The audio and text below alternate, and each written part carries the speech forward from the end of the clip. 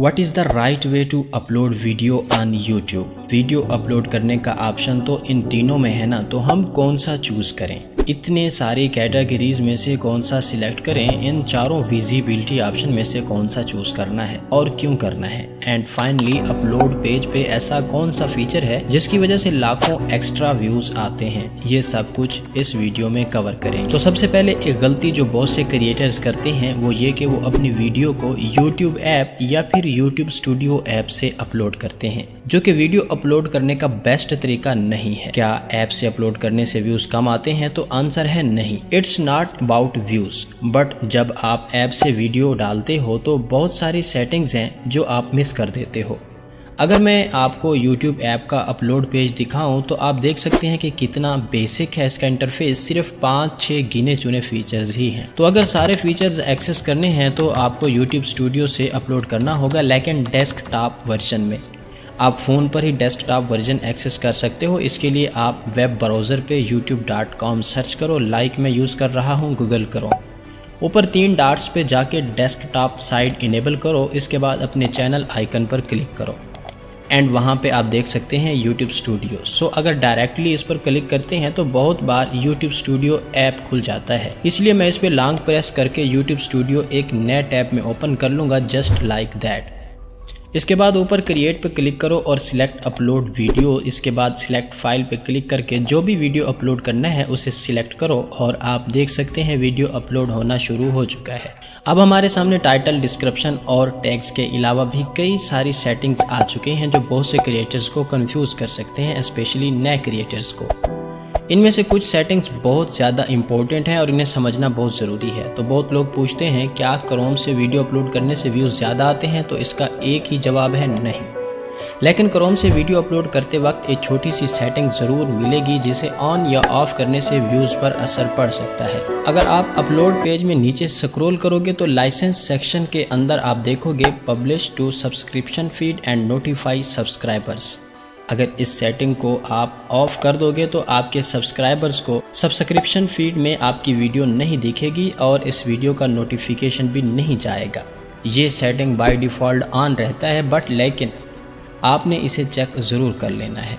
अगली सेटिंग के बारे में बताने से पहले मैं आपको एक और चीज़ बताता चलूँ कि आपने शायद नोटिस किया होगा कि मैंने जैसे ही वीडियो फाइल को सिलेक्ट किया अपलोड करने के लिए, वैसे ही डिस्क्रिप्शन का मेन हिस्सा ऑटोमेटिकली लिखा गया। टैग सेक्शन में भी 4 टैग जो मैं हर वीडियो में यूज़ करता हूँ वो भी ऑटोमेटिकली फिल हो गए। बट कैसे? वेल, ये बहुत ही आसानी से आप अपने चैनल के लिए कर सकते हैं।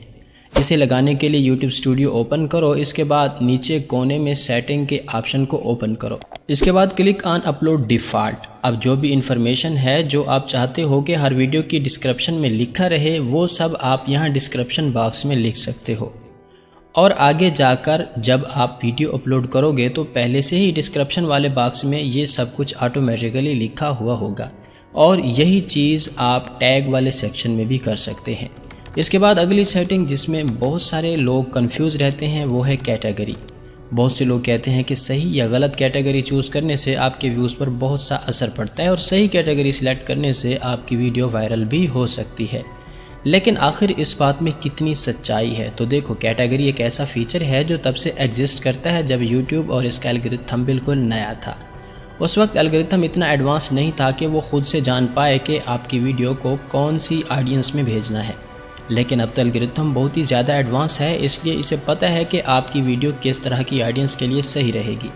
सो कैटेगरी YouTube का एक ऐसा फीचर है जो बहुत ही पुराना और आउटडेटेड है, जिसका व्यूज़ पर ना होने के बराबर असर पड़ता है। अब आपका सवाल होगा कि क्या कैटेगरी में कुछ भी सिलेक्ट कर लें? तो इसका जवाब है नहीं। भले ही कैटेगरी का व्यूज़ पर असर नहीं पड़ता तो हमें फिर भी वही ऑप्शन सिलेक्ट करना चाहिए जो हमारे चैनल के लिए सूटेबल है। लाइक अगर आप अपने चैनल पर लोगों को किसी चीज़ के बारे में एजुकेट कर रहे हैं तो आप ऑप्शन सिलेक्ट करें एजुकेशन, जो कि मेरी भी वीडियो का कैटेगरी है। अगर आप कुछ सिखा रहे हो जैसा कि कुकिंग या फिर कुछ ट्यूटोरियल, तो आप सिलेक्ट करें हाउ टू एंड स्टाइल।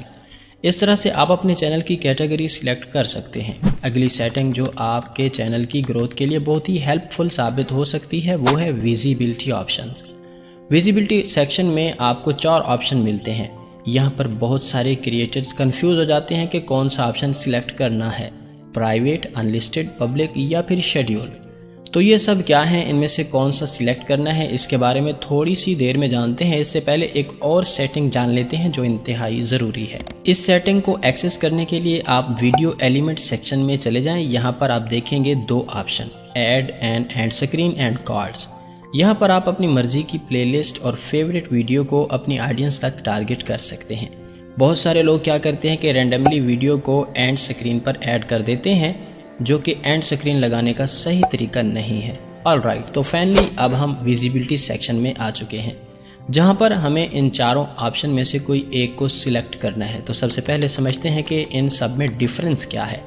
अगर आप वीडियो को प्राइवेट करके अपलोड करते हो तो इसे कोई भी एक्सेस नहीं कर पाएगा, सिर्फ आप ही अपनी इस वीडियो को YouTube स्टूडियो से या YouTube मैनेज सेक्शन से देख सकते हैं। प्राइवेट ऑप्शन का बिल्कुल उलट है पब्लिक वाला ऑप्शन। अब जो ही इस पर क्लिक करोगे तो आपकी वीडियो सेव होने की बजाय पब्लिक हो जाएगी। बहुत सारे लोग वीडियो को अपलोड होते ही पब्लिक कर देते हैं, जो कि गलत नहीं है अगर आपका चैनल अभी छोटा है। लेकिन इससे भी बेहतर एक और ऑप्शन है और वो है अनलिस्टेड। एक वीडियो को अनलिस्टेड करके सेव करना इसे प्राइवेट करके सेव करने जैसा ही है, लेकिन कुछ डिफरेंस हैं जिसकी वजह से ये ज़्यादा फ़ायदेमंद है। एक अनलिस्टेड वीडियो प्राइवेट ही रहेगी, लेकिन इसके अंदर एक ख़ासियत ये है कि आप इसका लिंक कहीं भी किसी के साथ भी शेयर कर सकते हैं और वो इसे देख पाएंगे, क्योंकि उनके पास इसका फुल लिंक है। एक और फ़र्क ये भी है कि प्राइवेट वीडियो पर कोई भी कमेंट नहीं कर सकता, लेकिन अनलिस्टेड वीडियो पर हर वो शख्स कमेंट कर सकता है जिसके पास आपने लिंक सेंड किया है। अगर आप कोई कमेंट पिन करना चाहें तो वो भी कर सकते हैं, और बाद में जब आपका दिल करे तो आप वीडियो को पब्लिक कर देना। इसके अलावा अगर आपका चैनल मोनेटाइज है तो अनलिस्टेड आपके लिए बेटर है, क्योंकि आप अगर अनलिस्टेड करके अपलोड करते हो तो अगर कोई भी इसका विजिबिलिटी इशू या मोनेटाइजेशन इशू है तो वो आपको शो हो जाएगा, जिसको आप आसानी से हल कर सकते हो। इसलिए unlisted better than private and public. इन तीनों के अलावा एक और भी ऑप्शन है एंड वो है शेड्यूल। शेड्यूल ऑप्शन सेलेक्ट करने से आप एक फ़िक्स टाइम सेलेक्ट कर सकते हैं अपने चैनल की वीडियोस अपलोडिंग का। जैसे आपने देखा होगा कि कुछ चैनल बिल्कुल एग्जैक्ट टाइम पर वीडियो अपलोड करते हैं, और ये सब कुछ ऑटोमेटिकली होता है शेड्यूल ऑप्शन सेलेक्ट करने से। शेड्यूल ऑप्शन में आप अपने मुताबिक कोई भी टाइम और डेट सेलेक्ट कर सकते हैं जिस पर आपकी वीडियो पब्लिक हो जाएगी। और अगर प्रीमियर पर क्लिक करते हो तो एक पब्लिक वॉच पेज क्रिएट हो जाएगा, जिससे पब्लिक को ये पता चल जाएगा कि आपकी वीडियो कब आने वाली है। मेरे मुताबिक जो बेस्ट तरीका है वीडियो अपलोड करने का वो है अनलिस्टेड करके अपलोड करना, क्योंकि आप इसे मोनेटाइजेशन चेक कर सकते हैं और विजिबिलिटी इश्यूज अगर कोई आ जाए तो उनको आसानी से ठीक कर सकते हैं।